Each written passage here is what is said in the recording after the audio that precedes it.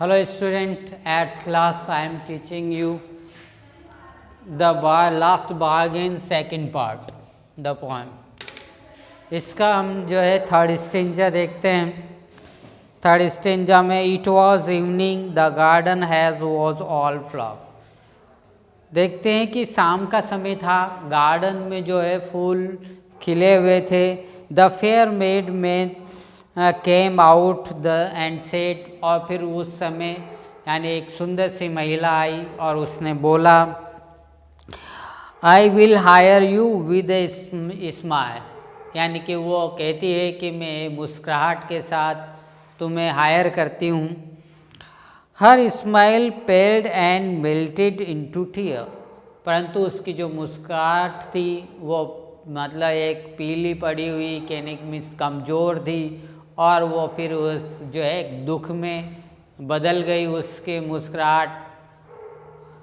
इसलिए and she went back alone into the dark, और फिर वो जो है अंधेरे में वापस चली गई। इस प्रकार से जो है पोइट उसका उसे भी यानी कि उसके साथ भी हायर नहीं हो पाया। हम इंग्लिश में कह सकते हैं in the evening when the gardens has was blooming with flower, जब गार्डन की जो हैज़ थी बाउंड्री थी वो फूलों से खिली हुई थी। Pretty women approach the poet and offered to hire his services, और फिर एक सुंदर महिला उसके पास पहुंची उसकी सर्विसेज को हायर करने के लिए। In the return for smile, केवल मुस्कुराहट के बदले। Her small smile was momentary, और उसकी मुस्कुराहट भी एक क्षणिक थी। And my turn into the tears, और वो आंसू में बदल गई। Thinking that the man refuse to offer his service to her, और ये सोचते हुए कि वो उसके ऑफ़र को जो है रिफ्यूज़ कर देगा, मना कर देगा। She withdraw alone into the darkness, और इस तरह से वो अंधेरे में चली गई। नेक्स्ट देखते हैं the sun glistened on the sand, और जो सूर्य था वो सूर्य जो है रेत के ऊपर चमक रहा था। एंड द सी मूव्स, वो वेव्स ब्रॉक वेवॉर्डली, और जो लहरें थी वो इधर उधर जो है कर रही थी, इधर उधर जो है चल रही थी, कह सकते हैं बह रही थी। A child sailed playing with the shell, और एक बच्चा जो है सेल के साथ खेल रहा था। He raised his hand and seemed to know me and said, और उसने अपना सिर उठाया और इसे देखा जैसे वो उसे जानता हो, पहचानता हो, और बोला I hired you with nothing, मैं तुम्हें हायर करता हूँ परंतु मेरे पास कुछ नहीं है। From the hence forward that bargains struck in child's play made me a free man, और इस प्रकार से जो बच्चे ने उसको हायर करने के लिए एक इनोसेंटली बोला, तो ऐसा महसूस किया पोइट ने जैसे कि वो एक आज़ाद व्यक्ति हो गया हो। इंग्लिश में कह सकते हैं send,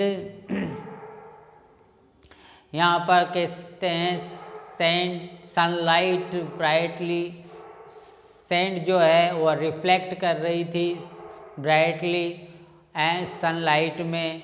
and the sea waves chattered upon the hitting the shore randomly, और जो है लहरें बार बार जो है हिटिंग कर रही थी, टकरा रही थी जो है किनारे से। Child was playing on the sea on the beach with sea shells, और समुद्र के जो सेल थी, सीपियाँ थी, उसके साथ बच्चा जो है बीच पर खेल रहा था।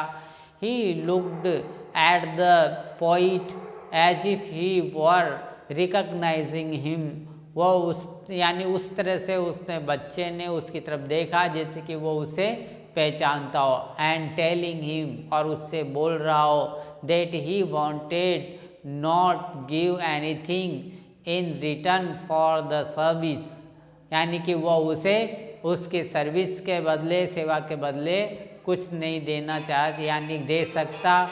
फ्रॉम दैट मोमेंट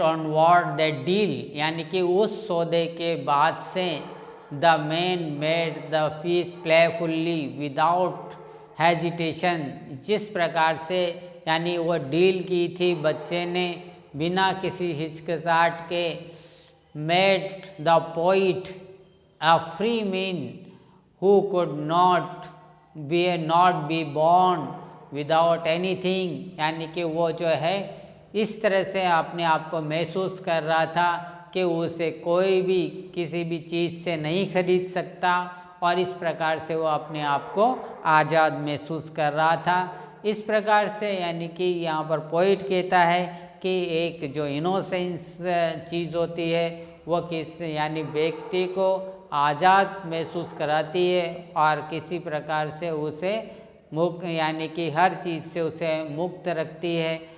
और इस प्रकार से पोइट ने जो है अपने आप को आज़ाद महसूस किया। दैट्स ऑल, आपको इसमें जो है समझ में आ गया होगा। क्वेश्चन आंसर इसके सॉल्व हो जाएंगे। दैट्स ऑल, ये पोएम फिनिश हो जाती हैं।